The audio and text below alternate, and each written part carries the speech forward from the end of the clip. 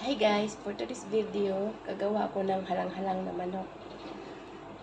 Bago ko umpisa na pagluluto, ipapakita ko muna sa inyo kung ano yung ginagamit kong sangkap para sa aking chicken lulutuin.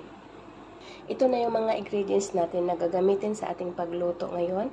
Chicken, patatas, carrots, buong paminta, gata, bawang, sibuyas, and bell pepper. Wala akong luya and tanlad, pero sasarapan na lang natin at pabanghin. Meron na akong patis dito, pang sangkot siya ng chicken.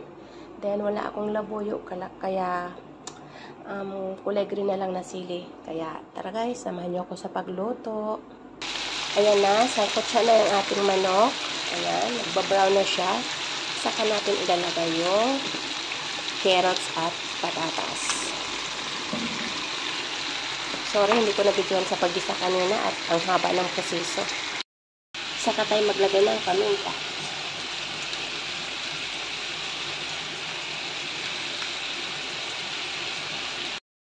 At ilalagay na natin ang ating bell pepper at yung siling haba.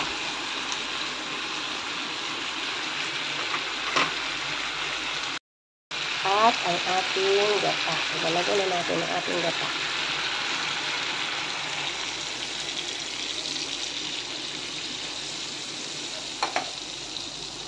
Sorry guys, nilipat ko siya sa sa medyo mas malaki na malalim kasi puno sa kawali. Ayan, nilipat ko yung niluluto ko.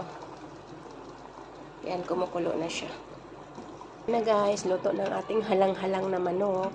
Ayan, kumakagat din pala yung anghang ng kulay green na sili. Ayan na, kain tayo guys. Kakain na tayo, may ulam na tayo guys. Thanks for watching. God bless.